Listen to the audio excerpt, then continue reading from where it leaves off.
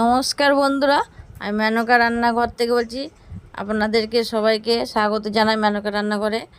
আমি আজকের আপনাদের জন্য নতুন আবার একটা রেসিপি নিয়ে চলে এসেছি। ছোলার ডাল দিয়ে মোচার তরকারি করব। তো কিভাবে আমি বানাচ্ছি তো আজকের আপনাদের সঙ্গে রেসিপিটা শেয়ার করব। তো চলুন দেখাই আজকের। আমি এখানে মোচাগুলো ছাড়িয়ে নিয়েছি, এভাবে মোচাগুলো ছাড়িয়ে নিয়েছি। এবার এগুলোকে আমি ভালো করে কেটে নেবো ছোট ছোট করে। দেখুন কিভাবে আমি ছাড়িয়ে নিয়েছি। এবার মোচাগুলোকে আমি কেটে নেবো। আর এখানে আমি ছোলার ডাল ভিজিয়ে রেখেছিলাম। মোচাগুলো আমি কেটে নিয়েছি। এবার আমি একটা সিটি মেরে দেবো। তো প্রেসারের মধ্যে একটু হলুদ আর তেল দিয়ে দিয়েছি। এবার কড়াতে আমি তেল বসিয়ে দিয়েছি। এখানে আমি পেঁয়াজ কেটে নিয়েছি, টমেটো কেটে নিয়েছি আর আলু কেটে নিয়েছি।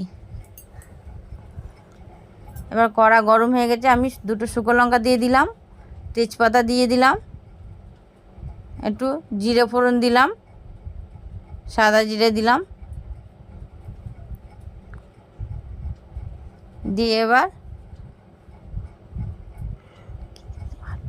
পেঁয়াজ দিয়ে দিলাম।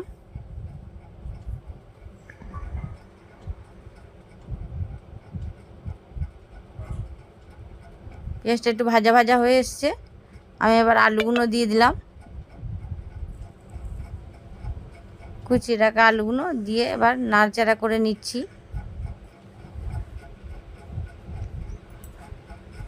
আপনারা চাইলে ছোলা দিয়েও করতে পারতেন,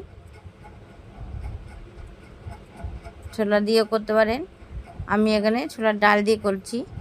তো এখানে টমেটো দিয়ে দিচ্ছি, কুচিয়ে রাখা টমেটো দিয়ে ভালো করে এটা নাড়াচাড়া করে নিচ্ছি আমি।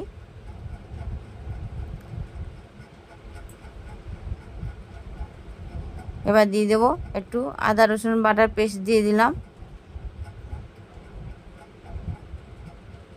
দিয়ে আবার একটু নাড়াচাড়া করে ভেজে নিচ্ছি। এবার নুন দিয়ে দিলাম, স্বাদ মতো নুন, হলুদ, কাশ্মীর লঙ্কার গুঁড়ো, জিরে গুঁড়ো দিয়ে ভালো করে আমি ভেজে নিচ্ছি, মশলাটাকে কষে নিচ্ছি।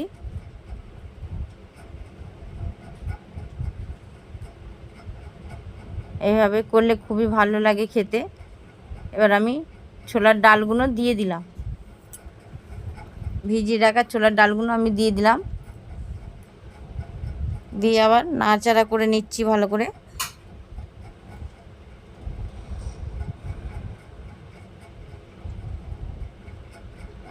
ভালো করে নাড়াচাড়া করে নিয়েছি আমি।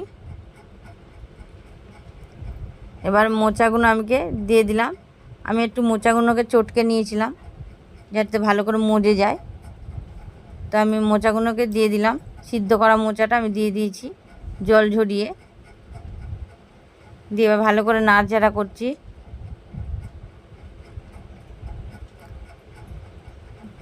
ভালো করে নাড়াচাড়া করে কষে নিচ্ছি মোচাটা।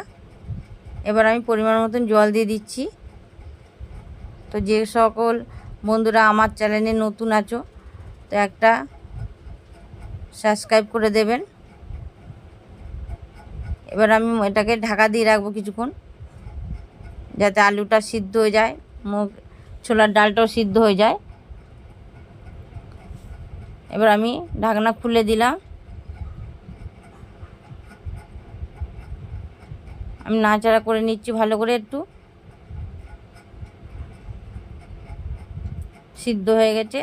এবার আমি ওতে চিনি দিয়ে দিলাম, একটু মিষ্টি মিষ্টি হলে খুবই ভালো লাগে খেতে। আপনার যেমন মিষ্টি খাবেন তেমন দেবেন। আমি গরম মশলার গুঁড়ো দিয়ে দিলাম, দিয়ে আবার ভালো করে গরম মশলার গুঁড়োটা দিয়ে ভালো করে নাড়াচাড়া করে নিচ্ছি। একটু শুকনো শুকনো করেছি।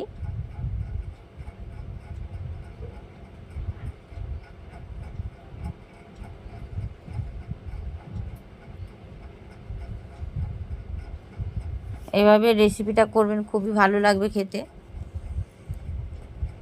তো এবার আমার হয়ে গেছে। আমি এবার দিয়ে দেবো ঘি, ওপর থেকে একটু ঘি ছড়িয়ে দিলাম। এবার আমি নামিয়ে নেবো এটাকে।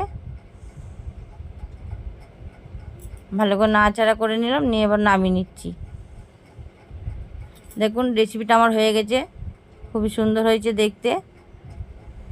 তো কেমন লাগলো আমার রেসিপিটা এটা কমেন্টে জানিয়ে দেবেন বন্ধুরা, আর একটা লাইক করে দেবেন যাতে আমি আবার নতুন নতুন রেসিপি নিয়ে আপনাদের কাছে আবার আসতে পারি, আরও নতুন নতুন রেসিপি আপনাদের কাছে পৌঁছাতে পারি।